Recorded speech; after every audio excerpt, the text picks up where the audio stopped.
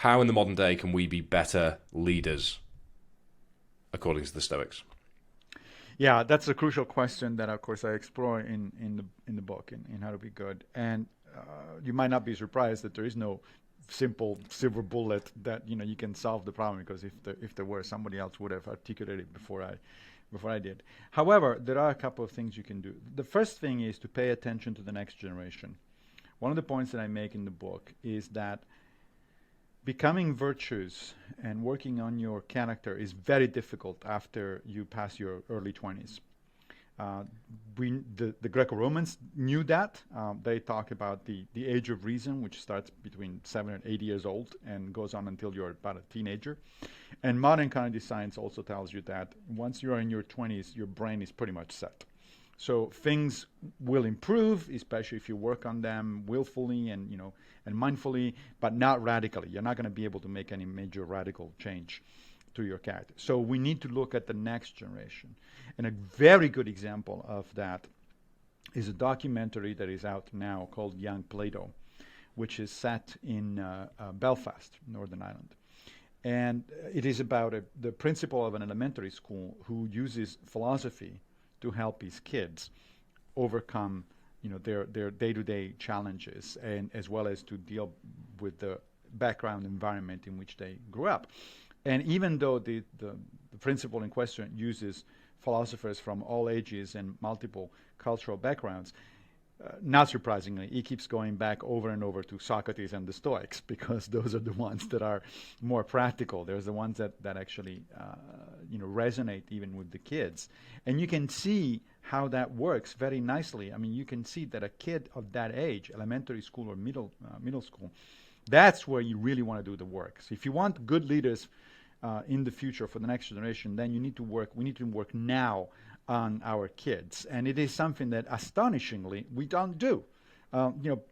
Young Plato it's a documentary because it's an exception.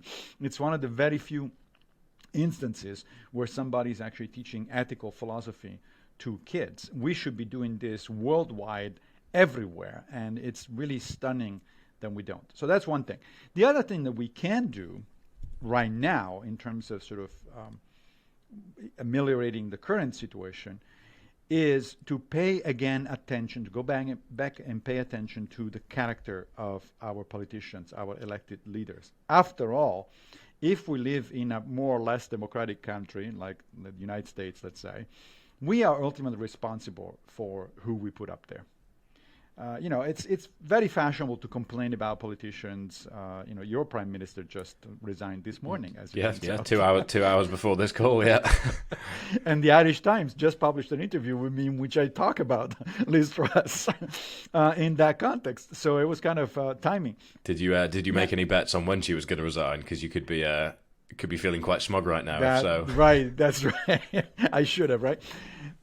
But it's very easy for us to say, to complain about, he or she, that guy or that person is bad and all that. Yeah, but who put it there?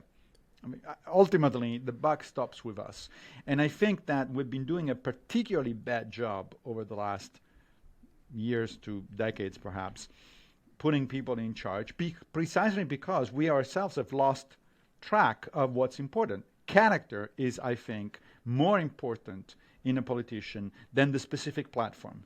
Because quite frankly, even though I consider, for instance, myself on the more or less left side of the political spectrum, I'm somewhat a progressive or something like that, I much rather have a conservative in charge who, however, really wants to do the right thing and has integrity of character and wants to compromise, etc., than even somebody on my side of the spectrum who, however, is fickle and lies and cheats all the time. Because in the long run, I think that we're going to get better results if people honestly try to do a good job, as opposed to just pandering and lining their pockets. So character is important, and it's up to us to clean up the house, so to speak, and try to get rid of a lot of these people that really should not be there.